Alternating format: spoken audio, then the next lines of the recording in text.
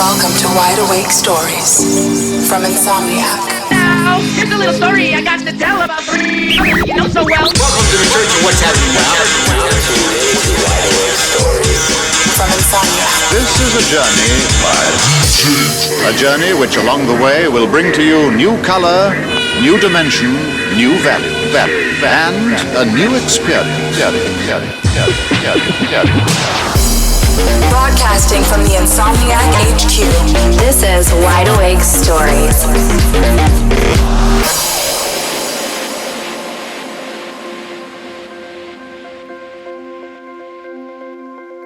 Hi, Insomniac. This is Trisha from Arizona, and I'm calling to tell you that I have really been loving Wide Awake Stories, the podcast. But one suggestion that I have is I would really love it if you would have a permanent female host. I know you had a guest woman host one day, and I think that would be really great. It feels kind of like it's a male-dominated industry, but there really are a lot of women who love the scene, and it would really mean a lot to have more female voices represented, and I think this show's a great place to do that, and having a woman host along with the guys would really be a good step forward. So that's just a suggestion that I have, but keep doing what you're doing. I really appreciate hearing the podcast and hearing all of the different voices. Peace, love, unity, respect. This is Wide Awake Stories. Welcome to episode 6 of Wide Awake Stories. Hi, everybody. Hey. Now with more female. I'm glad Monica's here. Me too. So the message you all heard was a headliner and Wide Awake Stories listener who called in with a special request. And we have heard your request and created a very sophisticated satellite uplink situation so that Monica Howe, a.k.a. the department, a.k.a. #WordWizard, can now join us for every episode. So welcome, Monica, from the very cold Northeast. Very snowy at the moment. Yes, thank you for having me. You guys are like going through the blizzard of a century or something. That's what the news says anyway. Yeah, it actually turned out not to be that bad here in the city, but I hear that upstate is really getting it. I still went to yoga. We've got a full house in the studio. I am Rich. We got Rob over here on the side. Hola. Mr. Ochoa, freshly back from EDC Mexico. Barely alive. And Sam, the Oracle, over here in the studio as well. Hello. And Monica. On our sophisticated uplink. Hey. Wide Awake Stories is a show that we make for you. It's by you. We live and die by your stories. Please hit us up. We want you to get in touch with us and tell us the stories about when you fell in love with dance music, how you got into the culture, what your favorite things are, what you're listening to, the people that you're going to these shows with. Hit us up on Facebook at insomniac.com. You can find us on Twitter using the hashtag WideAwakeStories. And you can also call the Wide Awake hotline at 310-818-9406. If you have your phone in your hand right now, open up Twitter, open up Instagram, send us a message, call us, tell us your stories. We really want to hear from you. So let's talk about EDC Mexico a little bit. A couple of you guys were recently there. The crowds were obviously very large. The vibe was really good. What was your experience like? Yeah, EDC was great. I came back charged and ready to work. I didn't have Montezuma's revenge like I did the first year, so I was feeling good about that. The energy at EDC in Mexico was, I'd compare it to Vegas. Those guys know how to party.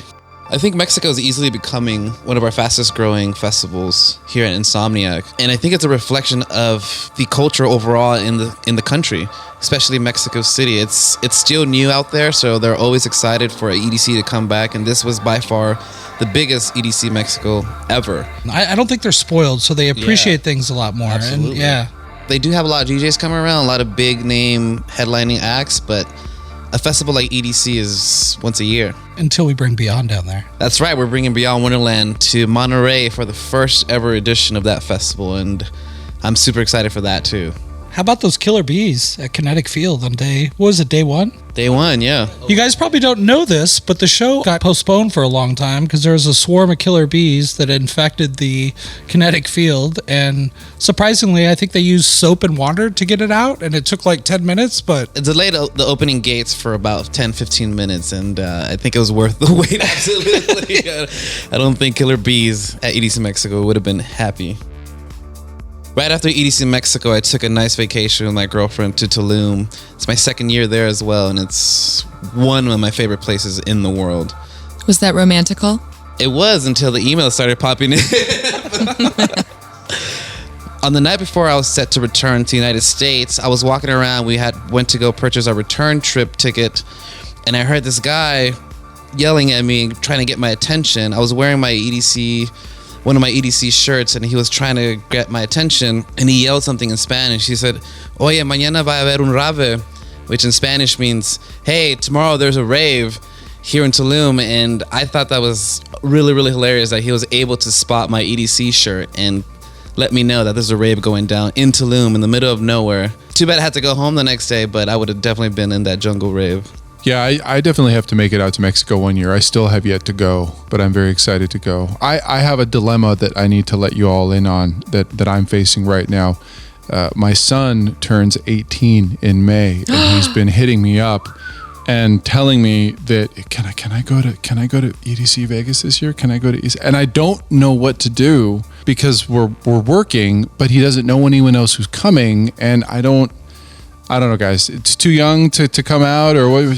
No, not at all. Bring him. You have to bring him. And yeah, he'd be like our little editorial assistant out there, right? Like we could put him to work, and can we? He could sign. He could get releases signed and the raving reporting. Doesn't he want to actually just walk around the festival and listen to music? I think he just wants to experience the madness. He's been to Coachella before, but that's his only festival experience, and this is like. What? Coachella is like tea in the park compared to EDC, dusk till dawn. But he's going to make all kinds of friends there. He's going to make a ton Day of friends, one. for sure. In Europe, they travel the world when they turn 18. In America, you go to EDC Vegas when you turn 18. There you go. Travel the world of Pitch that to your Kinetic wife. Field and Based on and Quantum Valley. And Speaking of making it happen, you did that with Boombox Cartel, who we got coming up, Rich. yeah, Americo from Boombox stopped by Insomniac HQ, and we talked about their experience in EDC Mexico. We talked about what it's like coming up in Mexico and trying to get a fan base down there, and how finicky sometimes their hometown crowd can be, and what it was like having a bit of a homecoming at the show. Wide Awake Stories, broadcasting from the Insomniac HQ. So welcome to the show, man. How's it going? It's going really well. That's Can you great. introduce yourself for us? Yeah, my name's Americo from Boombox Cartel. And where's your partner? My partner Jorge, he's down in Mexico right now, getting his work visa settled so he can start playing the U.S. shows. But I'm out here in L.A. doing a SoCal run.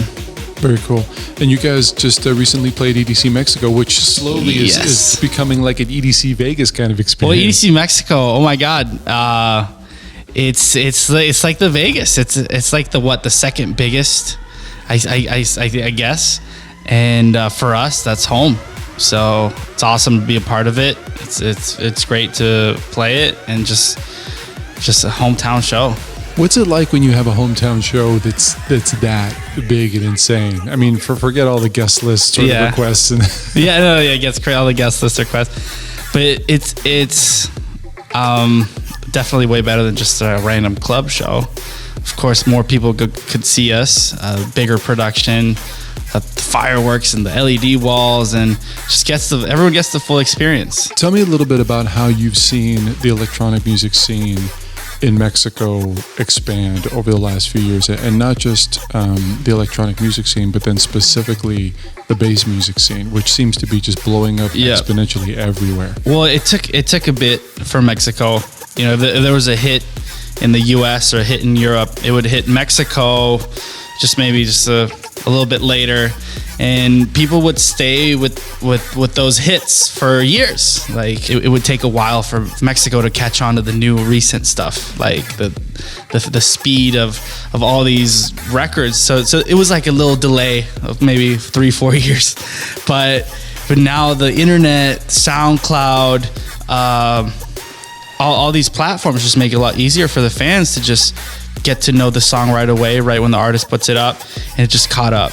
And now there's a dubstep scene, there's the house scene, there's the trap scene, there's headbangers, there's all sorts of fan bases now thanks to the internet. A long time ago, when I was working for a magazine called Lotus, I did a cover story on a group of guys called the Nortec Collective, who are based down in Tijuana. And they had a really interesting sound that was kind of like a electronic version of norteña and like Sinaloa type stuff, and it never really caught on. And I wonder if that was because of, like you were saying now, the infrastructure for dance music is different, the distribution of music is different.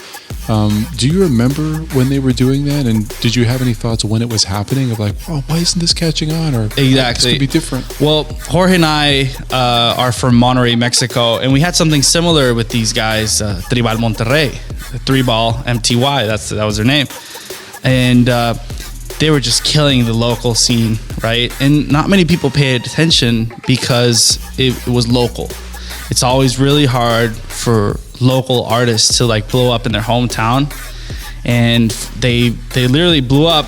It hit the U.S. You know, they're playing it in California, they're playing it in Texas, they're getting gigs in Dallas, getting gigs in L.A., and they started making their moves outside of Mexico, and then just people are like, oh well, now they're killing it over there.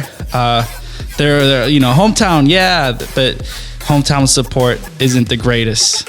I'm sure a lot of places in the world it's like that. Local artists don't get the recognition until they actually blow up somewhere else, and then everyone's like, oh well, he's from my hometown. Was like, well, where were you when these guys were just making something brand new?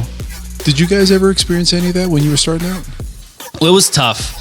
Playing dubstep in a reggaeton club in Mexico doesn't go too well. Playing Mumbaton when people are used to hearing reggaeton, it's just hard. People don't accept it at first until they see other people accepting it. Yeah. So Jorge and I were really lucky to put our music up online, which opened doors globally, and that literally helped us get a large fan base of people, not just from Mexico, not just from the US, but from everywhere else. And then just people, like, it just gets contagious. You know, people listen on, and that's how it worked. There's so many different iterations now of bass music than there were, before. How would you describe what you guys do to someone who's never heard bass music at all? Well, bass music is a great term because it's just bass music. Just bass-driven music is a perfect example. Because if you tell your grandma, "Hey, grandma, I make hybrid dubstep trap," and your grandma's like, "What is, like? Do you eat that? Like, what does that do?" Yeah. So bass music is a great term. EDM is a great term to just like the big bubble, right? But in that big bubble, there's hundreds of other bubbles within that, which is, you want to get a little technical, even tech house, the narrow, the electro, the blog house. Like you have all these that represent eras and that are still alive now, all these genres that are still alive that just keep going. My point is that to explain someone what you do is tough. That doesn't know anything about dance music, but bass music is definitely a nice word to just cover them all. But just keep in mind that there's all these other genres if you want to get deeper. Of course. How do you and your partner work together? Because I know that you're currently like not bi-coastal, but you're in two different spots, and when you tour, obviously it's nice to kind of come and meet in the middle at different places. But yeah, the production process, what's that like for you guys being split up? Well, it's been a lot difficult with this process we're going through, definitely. But technology is just amazing right now, where Dropbox, Splice, FaceTime, Skype, like all this other stuff that we can still stay connected and still work on music like that. And, just having airports and just having airplanes, just flying down back home once a month, just to lock down some studio session. But yeah, like Splice has really helped us a lot because whatever Jorge saves on his computer pops up on mine and vice versa. Dropbox too. We share folders, a bunch of folders. But yeah, literally, if it wasn't for technology like that, I think we'd be somewhere else, honestly. Tell me a little bit about the name, because first of all, the name is one of the most badass names of all time. Well, that's for sure. Yeah. But in Mexico, that word is, Boombox Cartel is like, oh, that's really cool. That's a cool sounding juxtaposition of terms. But in Mexico, it's not a nice word in Mexico sometimes. But yeah, we started mid 2012, late 2012, and that was Mexico at its prime, where corruption and cartels and stuff like that.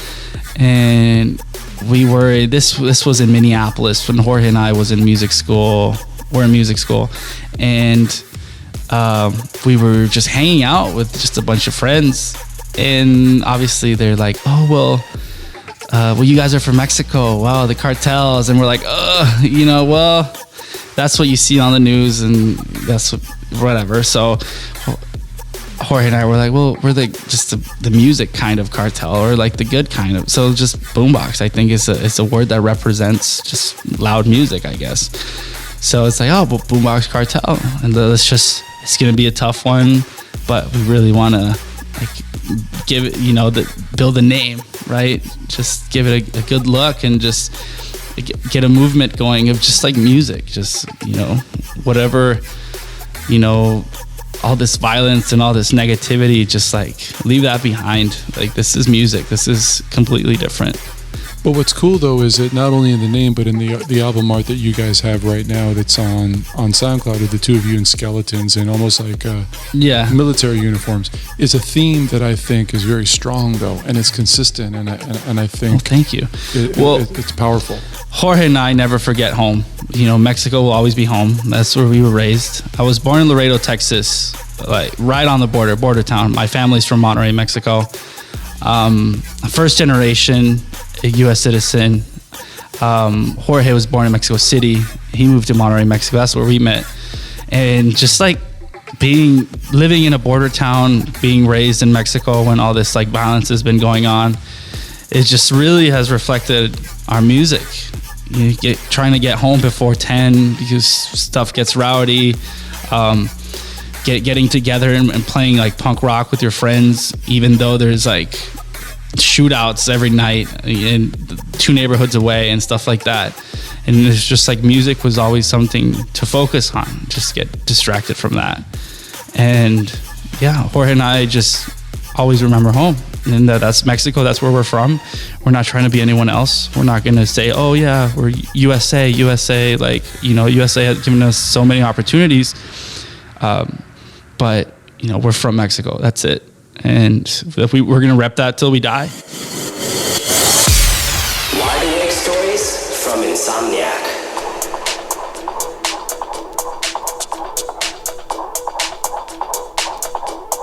Rob and I were in the marketing room at EDC Mexico, and we caught their set, which was blasting through all the way from Wasteland into the walls of the marketing room, and it was just a heavy banging set. I asked the Bass Rush team who they thought was going to blow up this year in the bass world, and they said, no questions asked, Boombox Cartel. Yeah, those guys are super authentic, very down to earth, and just are in love with the sound and what they're doing, and they're super psyched. I thought it was cool that he talked about how, on one hand, being from Mexico shaped his life, where he talks about like having to go to bed at 10 every night.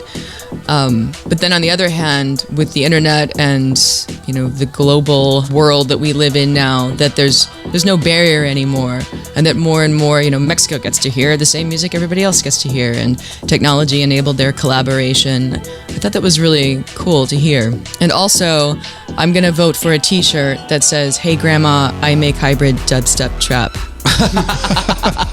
You know what I thought was really cool at EDC Mexico? I saw a lot of the local fans singing to the lyrics that were coming from Kinetic Field, and they probably didn't even have a full grasp of the English language, but they knew these lyrics by word. I thought it was really fascinating. Rob, you linked up with one of our performers, Snax, in EDC Mexico. She performs with a lot of our different troops, but she may be best known for the clowning that she does. I don't want to peel back the curtain too much, but seeing the performers in their tent before they actually get out there and they're facing the crowd and doing their thing, it's a pretty incredible experience. The tent is big enough to be a stage, and inside there's probably 100 performers down there, and everyone is doing like different things. You've got some performers stretching and doing yoga, you got other people getting their makeup on, you have people smoking cigarettes, and one of my favorite things to see is the clowns get around in this little huddle and they do this kind of like pre-show hype where they jump around and shake all their limbs so they're all loose. So I'm standing in this tent, I'm watching all this stuff going on, and I chatted with her about her life being a clown and how she balances that being a doctor. She has a great story to tell. Have a listen. Experience creators. I am here at EDC Mexico with Leanne Aglete, otherwise known as Snax the Clown. I'm in the performer area, and it's a huge tent. We're a couple hours away from gate. Is this your first time clowning in Mexico, or? This is my third time clowning in Mexico, and I love Mexico. It's one of my favorites. I realized that I wanted to get into clowning the second I saw it at EDC. I have been a performer a majority of my life, and I've done all different styles of dance, and I never considered dancing on stage. I always admired those who did, and then the second I saw clowning, I thought, that is me. That is my calling. You're going to school for medicine right now, right? How far are you along on that? This is my second year at naturopathic medical school, so we get to learn both, like Western medicine and natural medicine, and then combine it in a really effective way, I hope. How do you see those two worlds interacting, your clowning and being a doctor? I never thought that those worlds would interact, clowning and being a doctor, until I became a clown and started school and realized that they are so similar in the healing aspects, the self-healing, and the being able to give back to the community, the energy of it, like how I can read energy of patients and also how I can read energy of the crowd, and now I want to be a clown doctor. I do feel like with naturopathic school, I get to have this little Hogwarts side of it where we do get to learn the homeopathy and the body work, cranial sacral, all these like very subtle energetic medicines that work on such a deep level, and it's enabled me to be able to read people so much better. And especially through touch, I think we get to break that touch barrier and give people hugs and tickle them, and that is very energetically readable, because if someone doesn't want to be tickled, I can immediately go into something else, like, oh, okay, maybe we should do something else. How about a ballroom dance? And then maybe they like that because we're a little farther away from each other and it's so comfortable. Or the eye contact, some people hate it, and so then I'll just bounce all around them and not look at their face. Or then other people want it so much that then I start to go, oh no, can I hold it? Oh no, challenge accepted. And then I just keep it until they break, and that's really fun. One of my favorite parts of clowning is getting to bring people's spirits up, and it's the easiest when you can clown with someone who is just as up and bubbly as you, but it's the most fun when it's more of a challenge, and you go and you can see where people are maybe scared of the clown or they're a little more timid, and so instead of having that big, vibrant, lots of loud, crazy, I'll just bring it way down. I usually get on the ground with them, give them a hug, if that's okay, really kind of hold their hand, ask them how they're doing, introduce myself as Snax, ask them what their name is, where they're from, and then I'm from EDC, and we talk about how they pack me up in a box and take me to each one. And so then I think by being able to be in character and have a full conversation really breaks that barrier, and people can realize that they can be themselves and have fun with us. There have been so many special moments. The most special moment that I can remember right now was performing at EDC UK, and we got to clown in the handicap section, and it was very quiet, very solemn, and when we went in there, we did our thing and we're with everyone in the wheelchairs, and there were blind kids, and we were describing everything that we looked like, and everybody after, my parents were in there, and they said that it was a giant party for the whole rest of the night, and we all cried. It was just the most beautiful, special moment. Then how has clowning helped you? How is getting into character and being this performer and cheering people up, and how has it helped you on a personal level? How has it changed you on a personal level since you've been doing this? That hits me in the feels. My spiritual transformation, I believe, was started from clowning. I was in a wheelchair, very sick and trying to heal. And when you're in a wheelchair, for some reason, there's a lot of looks of judgment and a lot of people not being as nice, a lot of negativity that was thrown my way, and I felt like I was kind of traumatized from that. And then the first time that I came clowning was the first time that when people saw my clown face, they made that pure joy, that pure expression of happiness that I could bring was so healing to me, to have that mutual exchange of just no judgment, no freedom, no expectations, no nothing, just we accept each other in this moment, and that has changed my life. I think that with clowning, it's super helpful if you are introverted because you get to put on your clown face and you get to be this other character, and you have this anonymity a little more than you normally would, and I think that allows people to break down a lot more barriers and filters than they normally would. One of the coolest parts about clowning, and especially at EDC, is that we have people from all over the nation, and sometimes we'll have similar people in a group, but sometimes you'll have all new people. And the greatest part about that is that we're very trained with improving and dance, and there's this thing called flogging, and if someone starts doing something, then you all start doing it, and then it looks like this very choreographed piece. And we always communicate before we go on stage, before we go to a barricade. We make huddles in the crowd if things are getting too crazy and we have to communicate. Communication is the biggest key, and then always reading each other's energy. You have to constantly be aware of your other performers because you want to be on that exact same page. You want to know when to start choreo. That's the best, is when we can do a piece of choreo on stage and it's unexpected. People are like, how? Did you know the song in advance? No. I think that the majority of clowning comes naturally to me, the immersive part of interacting and the dancing and the being crazy and shameless. I do have challenges with the improv acting and speaking and staying in character, and so I take as many classes as I can to get better and better at that.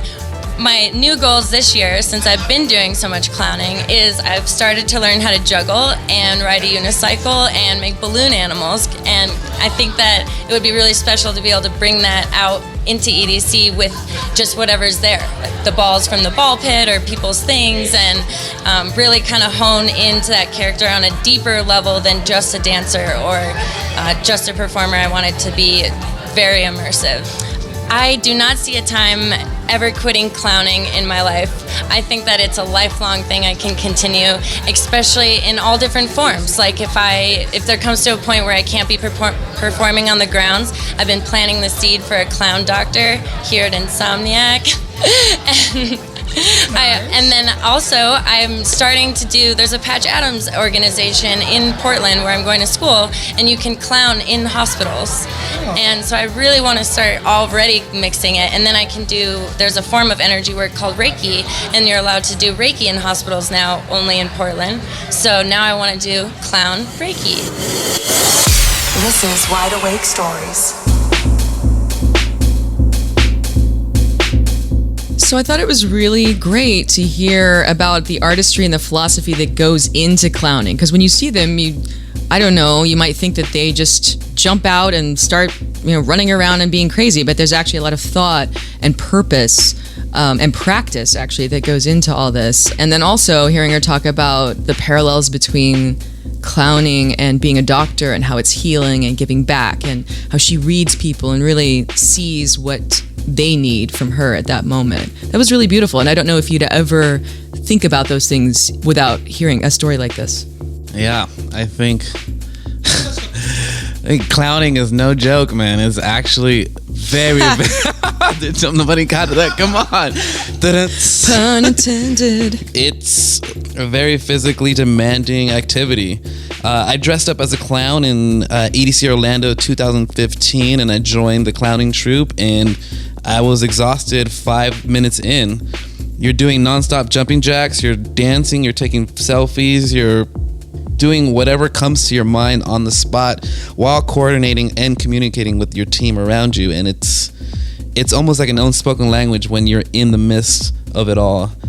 When she was talking about clowning and how it's good for maybe somebody that's a little bit introverted, I was thinking we got to get Sam dressed up as a clown. What do you say, Sam? Sam the Clown. I'm down to clown. I want to be there for that.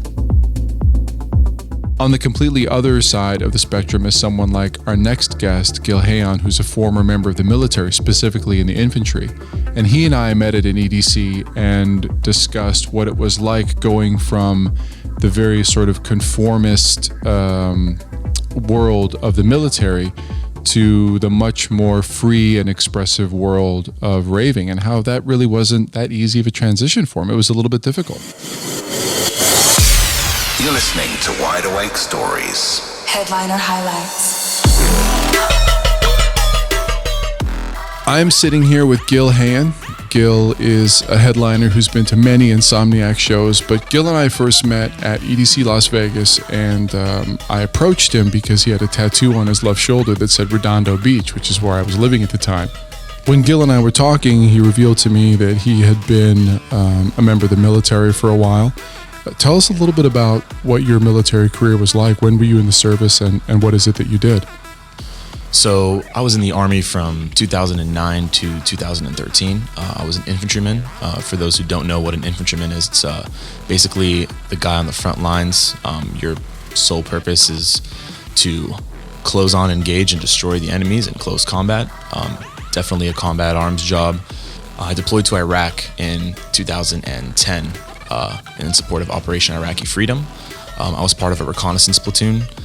For those of you who don't know, reconnaissance is kind of an intelligence-based combat group where the main purpose of it is to gather intelligence, report it to higher command, and kind of make decisions on the battlefield based on what we report.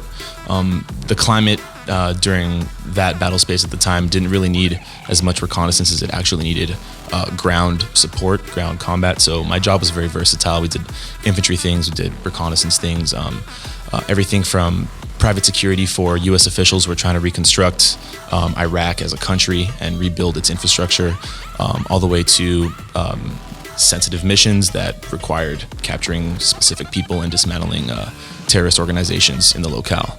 So it was a pretty dynamic job. It's completely a different universe than most people really know. And once I was out of Iraq in 2011, I ended up coming back home for leave, and one of my best friends, his name's Austin, had just been to his first EDC. It was EDC Vegas 2011, and he kept on harping out about how awesome of an experience it was, and just really going crazy about the music, which actually takes me back to my deployment. It's actually during my deployment that I found out about dance music. And I can imagine too, being out in the battlefield, dance music isn't necessarily the soundtrack of choice. You know, you probably get a lot of hard rock, a lot of hardcore hip hop. Were you listening to a lot of dance music out there too, or were you kind of people like, nah, I'm not really into listening to that right now? It actually evolved into that. Definitely a lot of hard rock, a lot of really high intensity music. But there were a couple guys, some of the younger guys, kind of like my generation. They were starting to get into it. In 2009 and 2010, I believe, is when EDM really started getting a little bit more mainstream and out in the open, and people started discovering it on a much higher level. My unit as a whole wasn't really all about the dance music. It's something new. It's different. It's against the grain from the military culture. Did you have any preconceptions of your own when people were telling you, oh yeah, you should come to this party? Yeah, absolutely. Being a soldier, mental conditioning is a big thing. There is the Army in itself is its own lifestyle. The military is a lifestyle. So going against the conditioning, going against the uniformity and the symmetry that we know as troops in general, let alone a combat unit, I definitely had preconceived notions. I was skeptical. I felt like maybe this isn't for me. This is a little bit too far out. This is a little bit different than what I'm used to. And coming out of your shell in a time where you're actually transitioning back from being in a universe of stuck in a combat zone to coming back home was definitely a challenge. But I feel like at the end of the day, it was more about the music for me and the way that I felt when I was listening to the music that kind of really just brought me into the light, for lack of better words. And I'm sure your friend told you what the environment was going to be like. I mean, as someone who just come out of a war environment, did you have reservations about being amongst a crowd that large with that sort of sensory overload? Absolutely. for me, being in crowded places was one of the hardest things to transition out of. It's a really high intensity situation. When I was in Iraq, to be in large crowds, things tended to happen. There were situations that I did not have control over, thus I feared them. And it made me vigilant, ultra vigilant, almost in an unhealthy way. So being in a crowded place, being in a situation, being in an event where there's just tons and tons of people, it's very, very stress and anxiety inducing for guys like me. Obviously, you come down the grandstand, you get that opening scene that everyone gets. I'm sure it took you a little time to kind of normalize, or normalize in quotes, but just so we can normalize at EDC Vegas. But tell me a little bit about that first experience, what it was like at the end of day one for you. It's funny, I remember standing in line, and I was looking at these pictures the other day. I remember standing in line with my friend Austin, and then we had about four or five friends with us as well. So it was a group of guys that I was comfortable with. And so that already kind of took the edge off. I remember standing in line, getting checked in, and then actually walking into the speedway. And I remember as soon as I walked in, you hear a little bit of the bass, and then you start feeling the energy of the people getting excited, and it's infectious. So I literally remember walking out onto the top of the bleachers where the entrance is to the speedway, and all of a sudden you see the festival grounds, and it's just like this unbelievable sight that I've never seen before, with the colors and the sounds and the lasers and the lights and the stages. And it just, like, for a second, it kind of takes your breath away to realize that there is this insane amount of energy happening in this little place, and none of that actually felt threatening or malicious. It was such a different element that I was extremely open to perceiving it, and that's how it all started for me. One of the things I love doing when I go to our shows is going around talking to people. That's how you and I met. And the more people I talk to, the more people I find have these current or past careers in fields that maybe some people might go, oh, you like dance music? You rave? The military being one of the biggest ones. And I'm sure as you went to shows over the years, you encountered fellow brothers who were in the military, sisters who were in the military. When you meet up with them, when you kind of discuss that shared experience, what are those conversations like? Absolutely. There's definitely brotherhood and sisterhood to be found in people from similar walks of life, especially one that's so counterculture to what raving is. For example, the military. I feel like it's becoming a bigger thing than it used to be. I feel like more and more veterans are actually open about their jobs and open about their experiences, and they're open about raving even more. I think that it's, definitely not everybody. You got people incognito, but there is a connection there. There is a connection with going through and being in an organization that really regiments you to be a certain way, and then doing things that are difficult in stressful situations, and then coming back and having that common history as well as having the common present, which is dancing and raving and feeling the music and really getting on the same frequency. It's pretty awesome.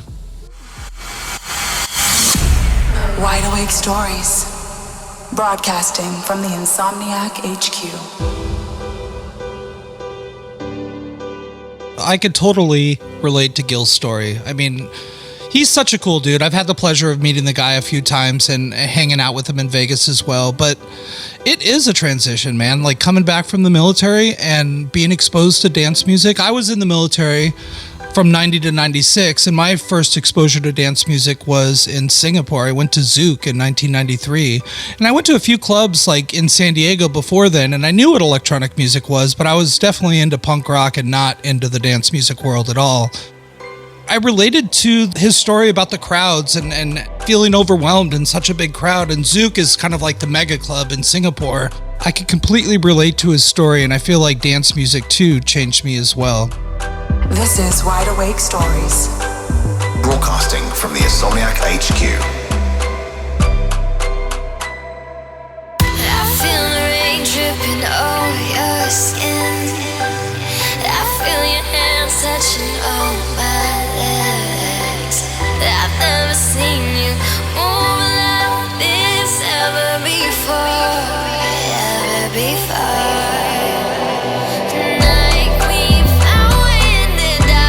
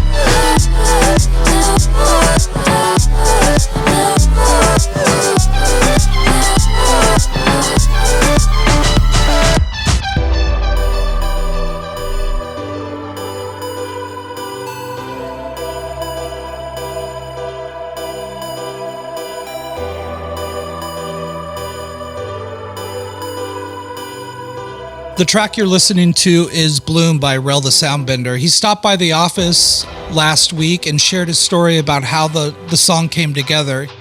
He was diagnosed with cancer in January of 2014 while he was in Panama. It turned his life upside down, but he went through it and came back out the other side a better person today. And here's the story. Wide Awake Stories. First of all, I did my whole chemotherapy process in Panama. So I was out of the country. 2014, I lived there for the whole year, and I was writing the actual instrument, the beat to that song, and Satika, who's on the record with me, she's also with Transparent Agency, and she sent me over the vocals, and I was listening to them, and I just got so inspired by them. I started working on the record I was working on to mold into that. Took her acapella, dropped it in it, and just built around it, because the message that she was singing about in the acapella, it just kind of ran parallel with the way I was thinking, as far as it's just one of those records where I just felt like there's brighter days coming. That's the way it made me feel, and that's the way I wrote it. The first cut was actually done probably like a day before my last chemo treatment, and like I'm listening to it in the back of the car. My mom actually relocated out there with me. She quit her job, so I'm in the back of the car early in the morning. I'm like starting to tear up and stuff, because it really hit me that way, and that's why I sat on it for so long, because it meant something to me. Like, it really helped me get through that moment. The way I looked at it at the time, like I said, I was, everything's music and this and that and partying. My mentality was just like that, Once reality hit, that goes out the door. Then you start looking around and you're like, who's really in your corner? Who do you really have in your life? And friends and stuff like you think you have, and they come and go. That's when reality hit. So me and my mom got closer because of it. I got sick. She quit her job. She moved down there, permanently with me for that year and helped me throughout the whole process. So of course, you hit that wall. First, it was like denial. It was anger. And then I had to wait like 2 weeks to find out what kind of cancer. So it's different stages. So okay, you have this. Now we got to find out which one you have. So if you have this one, we can treat it. If you have this one, it's a little harder. So that in itself was another process. I went through phases where I just went irate. Again, I was in Panama with my family, and every little thing I used to just snap, because I was just really literally unstable. And there was times where it got ugly. Then it went to times where I was staying with my aunt, and I locked myself in this room.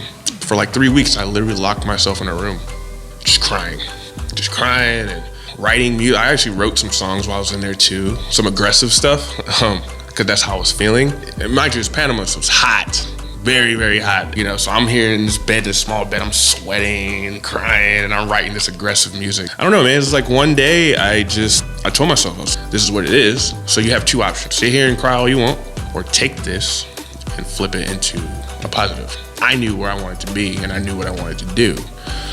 And I looked at it as, if you didn't come here, you would have never found out what you had. You would have died. So it's like, I looked at it as a higher power literally picking me up and putting me there. So now you take that and you build something. So then I started a new life. I met new people, friends out there. I have like DJ homies out there, Fidel Coronado, Puro One. I was like, they're the ones who helped me while I was down there, show me different places. They took me different clubs, they introduced me to different people, and just kind of like made me feel comfortable. This all built because I was there. And it's like a brotherhood that we have now. Like the thing that I have here, Diablo Squad, it actually originated there, because it was like this energy that was within me that I had to control, and that's what that stands for. Is turning that into a positive and doing something with that momentum, and continuously pushing and pushing forward and trying to make something happen, and don't let anything stop you. And that's the way I had to program it in my head. And from that day when I made that decision, that's where I'm at now. You were going out in Panama during all this, during your chemotherapy? Against the doctor's wishes, obviously, he's taking it. I was working to pay for my insurance, because I had insurance down there, so I had to work. I was going out. I was fortunate enough to have my aunt. So my aunt, she's younger than me, so she's like my sister, and so she was with me. We would go out. Mind you, I had like pieces of my hair was kind of falling out or whatever. It wasn't too bad, but I had like little patches. the more you go through chemo, the weaker you get. And there's times where I'm like out of it, and I'm in the club like with a towel because I'm always sweating. It makes you hot. I'm always sweating. I'm always winded. But I told myself, like, I'm not going to sit here and just not do anything. When it comes to that, the mental strength is half the battle. If you beat yourself mentally, you're done. No matter what it is you do. So I just looked at it as a challenge, and I've always been that type to. I don't really run, so I just looked at it as, I'm in another country. I'm Panamanian, so it's like I'm home.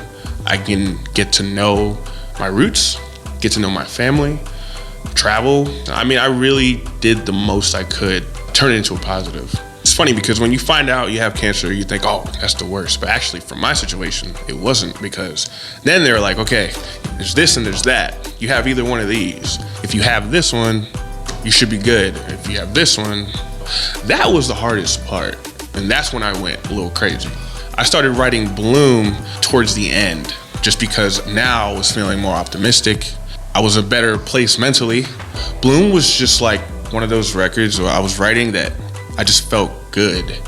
I felt optimistic. I could see, like I was saying, I could see the light at the end. Like I could see where the journey took me. And it was just my way of reflecting and saying thank you. It's kind of scary the way it worked out, This record, for me personally, is not a matter of like, oh, I want to make something for the world. Nah. This is because it legitimately means something to me.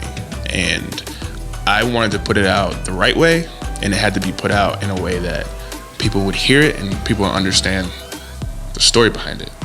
Because if you listen to my catalog, I don't really have anything like that.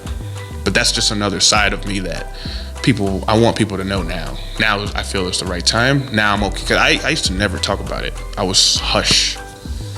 Do you feel like a different person sitting here today after having to deal with all this? 150%. It's a reality check. It's a gut punch, unlike anything you've ever felt.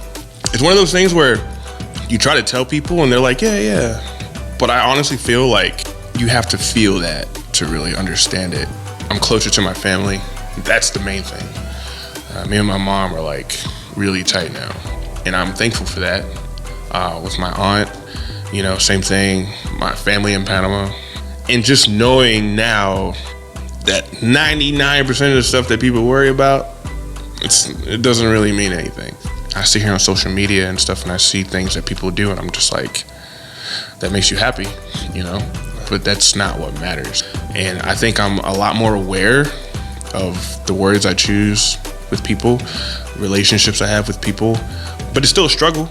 I like to call it like a dark side, just because you still have that wonder of what if it could change tomorrow.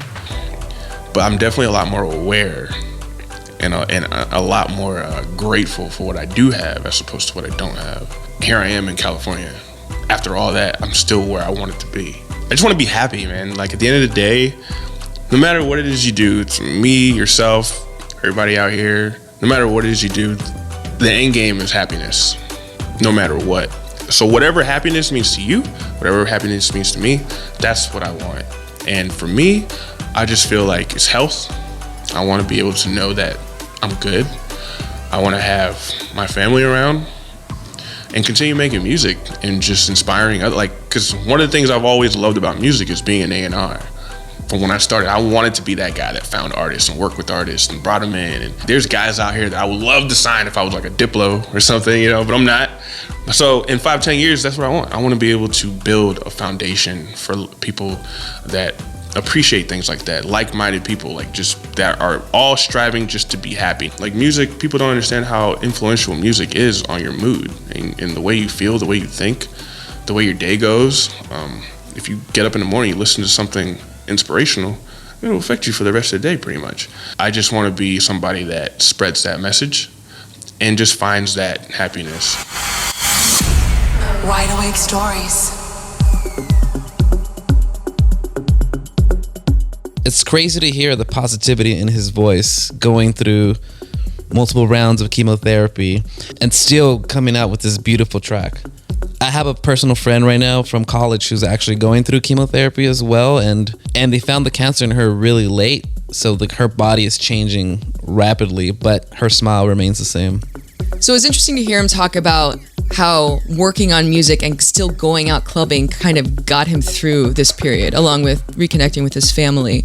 But similarly to the feelings you get from listening to music, and you have certain songs or albums that helped you through hard times in your life, he was making a song that is a testament to this hard time in his life. And he mentioned that this is one of the only tracks he has that really has that kind of personal story in it. So it would be interesting to hear if he does more songs kind of like that. Something that didn't make it into the interview for this radio show is the fact that he's been deaf in one ear since he was 8 years old. So that completely changes how he mixes and hears music. I mean, he relies on leg vibrations and waveforms instead of just putting on a pair of headphones. He's had an interesting life, and he's super upbeat and charged, and I think you're going to be hearing a lot more about this guy in the near future. He said that 99% of the things that people worry about really don't mean anything. Yeah, I mean, look what this guy's been through, and he's still, I mean, he's rocking super hard. So the rest of us just don't have any excuses, really. After hearing that story, I'm super stoked to catch this set at Beyond Wonderland SoCal next weekend. And if you want to read our full interview with Rell the Soundbender, go to insomniac.com/bloom. If you want to catch us, the Wide Awake Stories team at Beyond Wonderland, you can find us out there roaming through the crowd. We've got these nice little mics that we'll be putting in front of people. And if you got a story that you want to tell or something you want to share or shout out, hit us up on Twitter at insomniac.com using the hashtag Wide Awake Stories. You can also find us on Facebook at insomniac.com. And on insomniac.com. Don't forget to hit us up on the Rave Hotline. You can reach us at 310-818-9406. You know, that number rings throughout the day, and I'm like, should I answer it? Should I not answer it? Like, what do I say if I pick it up? Yeah, if you call the Wide Awake Hotline, there's a chance that we could pick up just during the day at the office and FaceTime us, and we can give you a tour of the Insomniac HQ. Tell us anything. Tell us a meaningful story. Tell us about your favorite EDC. Tell us anything you want us to hear, and maybe, just maybe, we will play it on one of our episodes. We've played a few in the past. And Sam, what is that number again? I hope you have your pen handy, because it's... Here I go. 310-818-9406. Hey, Sam, what's that number one more time? 818. Nope. 310-818-9406. We really need to write a jingle for that number. What is that noise? What is going on? That's my harp, everybody. What is that celestial tone? Yeah, that means in my goodie bag, I have some fresh new tunes for you. Well, let's hear it. If you were hanging out with us last episode, you probably remember us playing a few tunes from you from our Track of the Day series. We're back again this month for another run, and we have some nasty, nasty tunes lined up for you. The first of which is a new one by Kilohertz, the enigmatic trio, with really little information out on them other than the fact that they've been slaying the drum and bass scene. Their new bit, Levitation, is definitely no exception, and it's coming out on the Quadrant EP, which lands on Friction's Elevate Music imprint. It's this high-octane, frenetic, just more energy than you know what to do with kind of drum and bass tune, so check it out.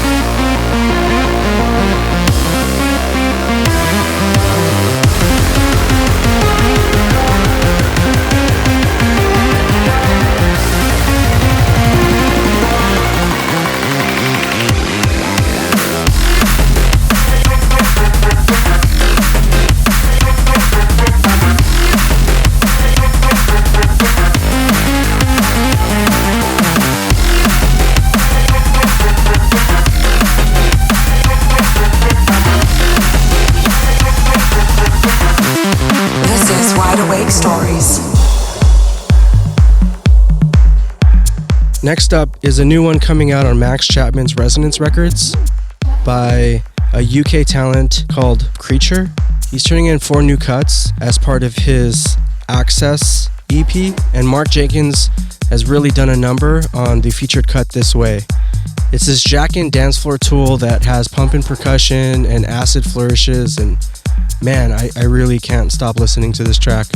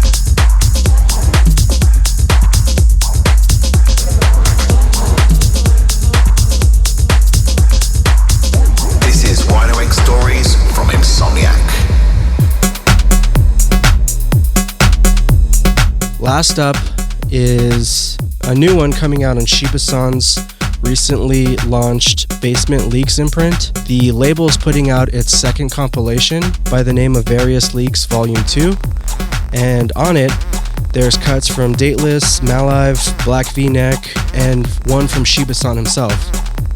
We're premiering the latter, which is called Drop It, and it's this really bass-heavy, raspy house tune that, man, it's something else for sure. Shiba-san is actually playing Beyond next weekend, so you just might hear it in action if you're swinging into the festival.